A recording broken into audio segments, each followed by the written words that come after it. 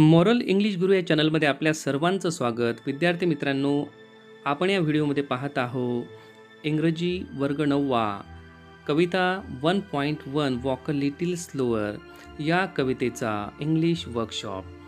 पहिल्या व्हिडिओमध्ये आपण प्रश्न क्रमांक 4 पर्यंत पाहिलेला आहे. आता पाहूया आपण प्रश्न क्रमांक 5 पासून. बघा, प्रश्न क्रमांक 5. Using your on ideas frame 3 sentences that show continuous action example. तर आपल्याला आता आपल्या आयडियाज वापरून, आपल्या कल्पना वापरून आपल्याला 3 सेंटेन्स बनवायचे आहे, ज्यामध्ये आपल्याला कंटिन्युअस ॲक्शन दिसेल. कंटिन्युअस ॲक्शन दिसेल म्हणजे आपल्याला काय करायचं आहे, प्रेझेंट प्रोग्रेसिव्ह, पास्ट प्रोग्रेसिव्ह अशा प्रकारच्या टेन्समधले वाक्य या ठिकाणी लिहायचे आहे. Example, you are leading me, you are leading me. तर आपल्याला प्रोग्रेसिव्ह टेन्स लिहायचा आहे. मग तुम्ही प्रेझेंट लिहा, पास्ट लिहा किंवा फ्युचरही लिहिलं तरी चालेल. बघा, या ठिकाणी एक्झाम्पल आहे यू आर लीडिंग मी. तर याचप्रमाणे आपण आता या ठिकाणी काही सेंटेन्सेस बनवलेले आहे. My mother was helping my father in farm works. माझी आई माझ्या वडिलांना शेतीच्या कामामध्ये मदत करायची किंवा करत होती. या ठिकाणी वॉज हेल्पिंग हे आहे कंटिन्युअस ॲक्शन. त्यानंतर आहे he was joking all time. He was joking, तो जोकिंग करत होता, गंमत करत होता. तर ही वॉज जोकिंग, वॉज आणि जोकिंग यामध्ये सुद्धा कंटिन्युअस ॲक्शन आपल्याला दिसून येईल. She is painting a portrait. ती पोर्ट्रेट पेंटिंग करत होती म्हणजे एक चित्र काढत होती. या ठिकाणी आपण प्रोग्रेसिव्ह टेन्स प्रेझेंट वापरलेला आहे. त्यानंतर आवर क्लास इज रिअली डुईंग वेल. या ठिकाणी सुद्धा class is really doing, is doing म्हणजे प्रेझेंट प्रोग्रेसिव्ह टेन्स दाखवलेला आहे आणि त्यामधून आपण एक ॲक्शन दाखवलेली आहे, कंटिन्युअस ॲक्शन दाखवलेली आहे. तर अशा प्रकारे is plus I N G, watch plus I N G किंवा will be plus I N G अशा प्रकारे आपण दाखवू शकतो. आणि आपल्याला काय करायचं आहे, यामध्ये ॲक्शन दाखवायची असल्यामुळे शक्यतो इज किंवा वॉज याचा वापर आपण करूया. प्रश्न क्रमांक 6. Using your on ideas frame at least 3 sentences that show future action or state. आता तुमच्या आयडियाज वापरून म्हणजे तुमच्या कल्पनेनुसार तुम्हाला कमीत कमी 3 वाक्य या ठिकाणी बनवायला सांगितलेली आहे, ज्यामधून एकतर फ्युचर टेन्स दिसेल, फ्युचर ॲक्शन दिसेल किंवा तुमची एखादी स्टेट म्हणजे अवस्था दिसेल किंवा एखादी स्थिती म्हणजे मी यावेळेला असा असेल, तसा असेल, अशा प्रकारचं काही, या वर्गात असेल, मी एखाद्या पदावर असेल, अशा प्रकारची स्टेट. या ठिकाणी तुम्हाला एक्झाम्पल दिलेलं आहे, who will want to follow me. Who will want to follow me. तर विलमध्ये आपल्याला फ्युचर ॲक्शन दिसत आहे. त्यानंतर when I am all grown up. ज्या वेळेला मी मोठा झालेलो असेल, प्रौढ झालेलो असेल, त्यावेळेची स्थिती. तर पहिल्या एक्झाम्पलमध्ये आपल्याला फ्युचर ॲक्शन दिसत आहे आणि दुसऱ्यामध्ये आपल्याला एक स्थिती दिसत आहे. चला तर पाहूया काही examples. Who will want to become an IAS officer. हे एक फ्युचर ॲक्शन आहे की कोणाला IAS ऑफिसर बनायचं आहे भविष्यामध्ये. त्यानंतर बघा, who will want to participate in sports competition. ही सुद्धा आहे फ्युचर ॲक्शन म्हणजे तुम्हाला कोणाला स्पोर्ट्स कॉम्पिटिशनमध्ये सहभागी व्हायचं आहे. आता स्थितीमध्ये बघा, I will be in standard 12 by 2024 म्हणजे 2024मध्ये मी कोणत्या वर्गात असेल, 12व्या वर्गामध्ये असेल. When I am in standard 10. ज्या वेळेला मी स्टँडर्ड 10मध्ये आहे किंवा असेल. तर अशा प्रकारे तुम्ही विल वापरून फ्युचर ॲक्शन दाखवू शकता किंवा I will B, I am या प्रकारे दाखवून तुम्ही स्थिती दाखवू शकता. आय विल बी म्हणजे तुम्ही भविष्य काळामध्ये एखाद्या ठिकाणी असाल किंवा काहीतरी असाल, तुमची काहीतरी स्टेट असेल. विल बी म्हणजे भविष्य काळामधली. आणि तुम्हाला जर वर्तमान काळामधली तुमची स्टेट दाखवायची असेल तर तुम्ही आय ॲम असं पण दाखवू शकता. तर अशा प्रकारे ही ॲक्टिव्हिटी तुम्हाला कंप्लीट करायची आहे. ही ॲक्टिव्हिटी आपण पाहिलेली आहे. आता पाहूया ॲक्टिव्हिटी नंबर 7 किंवा question number 7. Discuss the following and write the summary of your discussion in the form of bullet points. आपल्याला या ठिकाणी पॉईंट्सच्या आधारे काही डिस्कशन करायचं आहे. आपल्याला पॉईंट्स दिलेले आहे खाली. A, how are certain ideas, customs, knowledge passed on from one generation to the next.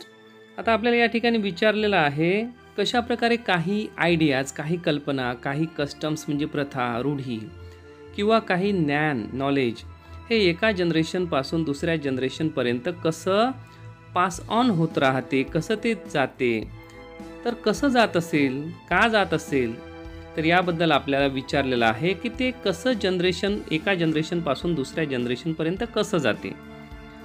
Certain ideas, customs, knowledge are passed on from one generation to the next as they are preserved by our forefathers. म्हणजे हे जे knowledge आहे किंवा काही रूढी परंपरा किंवा काही कल्पना, काही मान्यता, तर ह्या एका जनरेशनपासून दुसऱ्या जनरेशनपर्यंत जाण्याचं कारणच असं आहे की आपले जे वडील असतात किंवा त्यांच्या वडिलांचे वडील म्हणजे आपले फोरफादर्स, तर ते आपल्याला त्या आयडियाज, नॉलेज किंवा त्या कस्टम्स आपल्याकडून करून घेतात किंवा ते करतात म्हणून आपण पण त्या फॉलो करतो आणि अशा प्रकारे एका पिढीकडून दुसऱ्या पिढीपर्यंत ह्या सर्व कस्टम्स, आयडियाज पास ऑन होत राहतात. त्यासोबतच most of the people in India are under influence of mythology. आणि ज्या काही कस्टम्स आहे, बऱ्याचशा काही रूढी परंपरा आहे, त्या एका पिढीतून दुसऱ्या पिढीमध्ये आपल्याला जाताना दिसतात. तर त्याचं कारण असं आहे की भारतामधले बरेचसे लोक मायथॉलॉजीला मानतात. मायथॉलॉजी म्हणजे जे काही पुराण आहे किंवा दंतकथा आहे त्यांच्याशी संबंधित जे काही एक ज्ञान म्हणू किंवा त्यांच्याशी संबंधित जे काही साहित्य आहे, कथेशी संबंधित, पुराणाशी संबंधित जे काही साहित्य आहे, त्या साहित्याचा भरपूर प्रभाव भारतातल्या लोकांवर आहे आणि म्हणून ते साहित्य पिढी दर पिढी समोर जात राहते, एका पिढीपासून समोरच्या पिढीपर्यंत जात राहते. त्यानंतर पहा, customs are celebrated as festivals. आता बऱ्याचशा कस्टम ज्या आहेत त्या सणांच्या, उत्सवांच्या स्वरूपात सेलिब्रेट केल्या जातात. Hence they are passed on, आणि म्हणूनच त्या पुढच्या पिढीमध्ये पास्ड ऑन होतात, जातात. एव्हरी कम्युनिटी किंवा every person in our country wants to preserve his किंवा हर कल्चरल हेरिटेज. आणि प्रत्येक व्यक्ती भारतामधला त्याला वाटते की आपलं जे कल्चरल हेरिटेज आहे ते आपण प्रिझर्व केलं पाहिजे, जतन केलं पाहिजे. आपला जो काही सांस्कृतिक वारसा आहे तो आपण जतन केला पाहिजे अशी प्रत्येक भारतीयाची इच्छा असल्याने तो त्यांचा ठेवा, त्यांच्या कस्टम्स, त्यांच्या रूढी, त्यांच्या आयडियाज किंवा त्यांचं जे काही नॉलेज आहे ते सर्व एका पिढीपासून दुसऱ्या पिढीपर्यंत जाते. त्यानंतर एक कारण दिलेलं आहे, पीपल्स कन्झर्वेटिव्ह माइंडसेट. लोकांचा पुराणमतवादी जो माइंडसेट आहे, लोकांचा जो मतप्रवाह आहे किंवा लोकांचं मत बनलेलं आहे, is responsible to carry on such ideas, customs, knowledge from one generation to the next. आता बऱ्याचशा ज्या रूढी आहेत त्या बऱ्याच चांगल्या आहेत, काही विज्ञानाशी सुसंगत नाही, अज्ञानावर आधारित आहे, अंधश्रद्धेवर आधारित आहे, पण तरीही त्या कॅरी ऑन होत असतात. तर त्याला कारण दिलेले आहे लोकांचं पुराणमतवादी माइंडसेट असणे. म्हणजे पुराणमतवादी म्हणजे जुन्या काही ज्या त्यांचं जे काही मत आहे जुनं, ते आजही ते बदलवायला तयार नाही.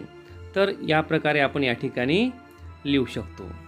क्वेश्चन नंबर 7 मधला बी आहे, is it necessary for children to follow the footsteps of their forefathers. म्हणजे आपल्या फोरफादरच्या ज्या काही फुटस्टेप्स आहेत त्या आपण फॉलो केल्या पाहिजे का, गरजेचं आहे का. इफ येस व्हाय, जर असेल, गरजेचं असेल तर का आहे. Why is it sometimes necessary to change the old ways. आणि कधीकधी काही ओल्ड वेज जे आहे, काही जुन्या पद्धती आहे त्या बदलवण्याची गरज आहे आणि ती का आहे या ठिकाणी विचारलेलं आहे, ती तशी गरज का आहे. तर आता पाहू आपण की आपल्या फोरफादरच्या ज्या काही कस्टम्स आहेत त्या आपण पाळल्या पाहिजे किंवा त्या फुटस्टेप्स आपण फॉलो केल्या पाहिजे का. तर या ठिकाणी उत्तर बघा, yes, it is necessary to follow the footsteps of our forefathers. म्हणजे आपल्या फोरफादरच्या ज्या काही फुटस्टेप्स आहे, फुटस्टेप्स म्हणजे काय, त्यांनी ज्या काही रूढी, प्रथा, परंपरा बनवलेल्या आहेत त्यांना म्हटलेलं आहे फुटस्टेप्स. तर त्या आपल्याला फॉलो करणं नेसेसरी आहे, आपण असं म्हणूया. Because they are full of moral values and life lessons. तर ह्या ज्या फुटस्टेप्स आहेत त्यामध्ये आपल्याला काय दिसेल, मॉरल व्हॅल्यूज म्हणजे नैतिक मूल्य दिसतील, आणि नैतिक मूल्य आपल्याला जीवन जगताना अत्यंत महत्त्वपूर्ण आहे.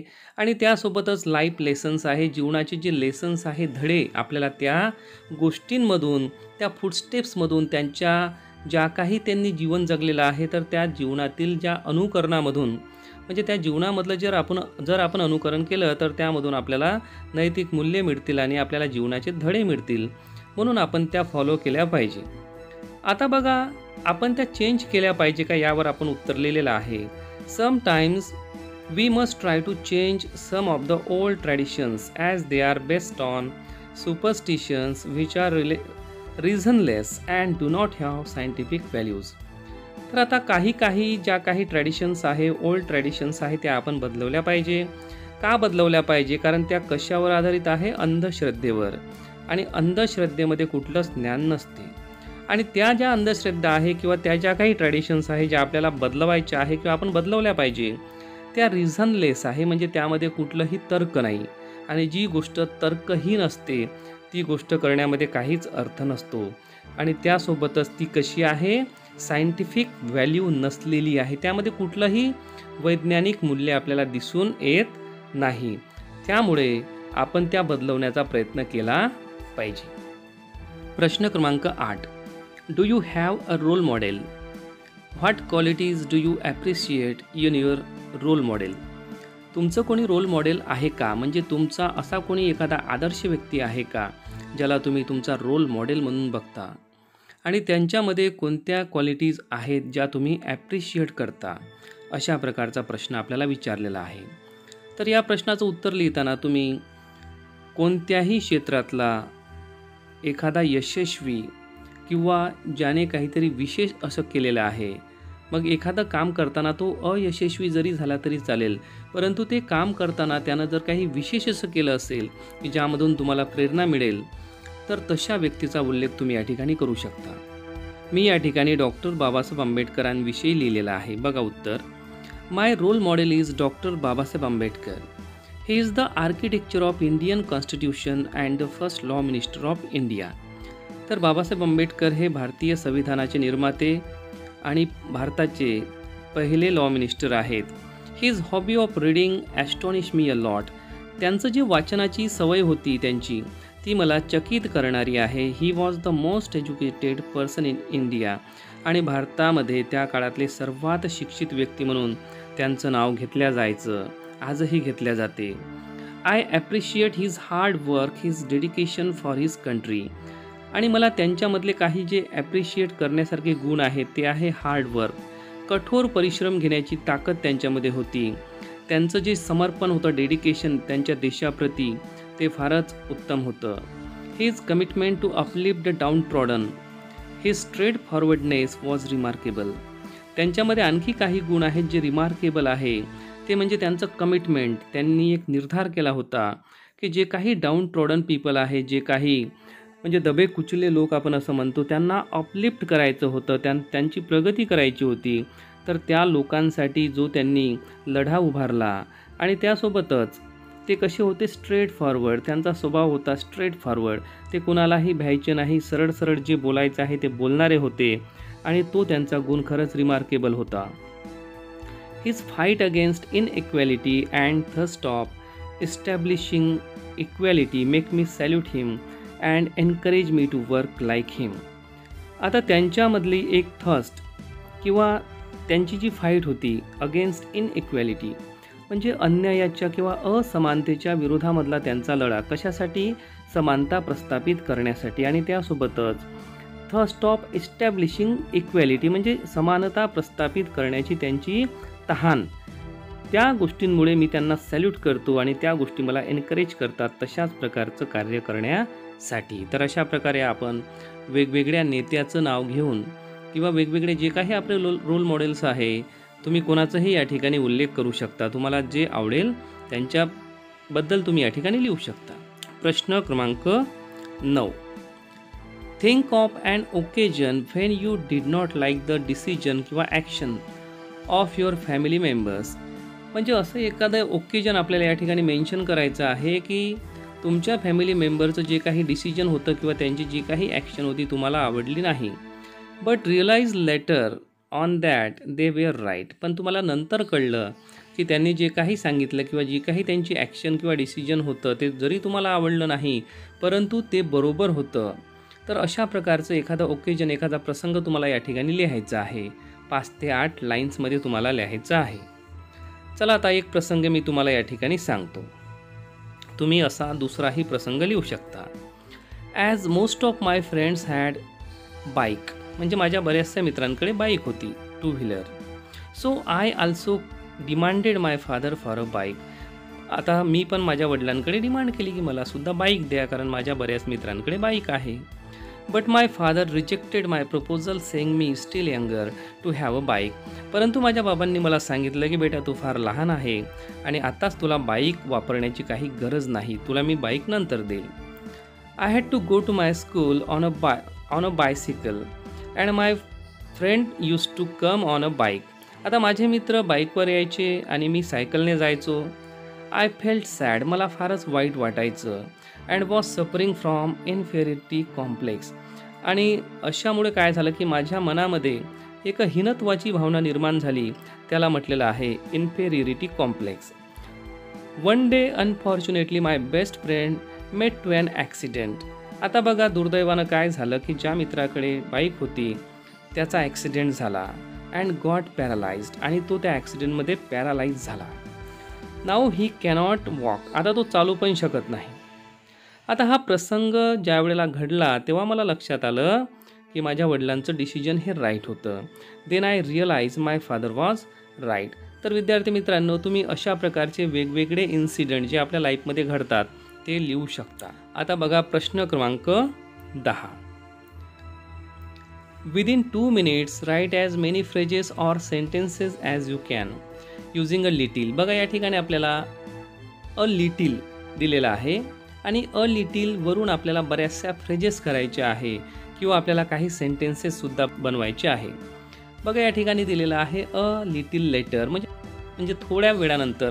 अ लिटिल लेटर म्हणजे थोड्या वेळानंतर. अ लिटिल हायर थोडंसं उंच. A little to the left म्हणजे थोडं लेफ्टला थोडं बाजूला. जस्ट अ लिटिल म्हणजे थोडंसं. वेट अ लिटिल लॉंगर थोडा वेळ वाट बघा. तर लिटिलचा अर्थ असतो थोडं. तर हा जो लिटिल आहे तो वेगवेगळ्या ठिकाणी वापरला जातो आणि लिटिलमध्ये एकच मिनिंग आहे की थोडा वेळ, थोडी कोणती तरी गोष्ट जी काही होत आहे ती थोडी. बघा या ठिकाणी आपण एक दुसरा चार्ट बनवलेला आहे. काही आपल्या फ्रेजेस आणि सेंटेन्सेस बनवलेले आहे. अ लिटिल अर्लियर म्हणजे थोडं लवकर. अ लिटिल बोरिंग थोडं बोरिंग, कंटाळवाणं. अ लिटिल स्मार्ट थोडा स्मार्ट, हुशार. अ लिटिल मोअर थोडं अधिक. There was a little hope to survive. त्या ठिकाणी थोडीच आशा होती जिवंत राहण्याची. अ लिटिल कन्फ्युजिंग थोडं कन्फ्युजिंग. अ लिटिल बॅड थोडं वाईट. Will you please move a little bit. काय तुम्ही थोडं सरकाल काय. तर अशा प्रकारे आपण लिटिलचा वापर या ठिकाणी करू शकतो. तर विद्यार्थी मित्रांनो, हा होता English workshop of 1.1 walk a little slower.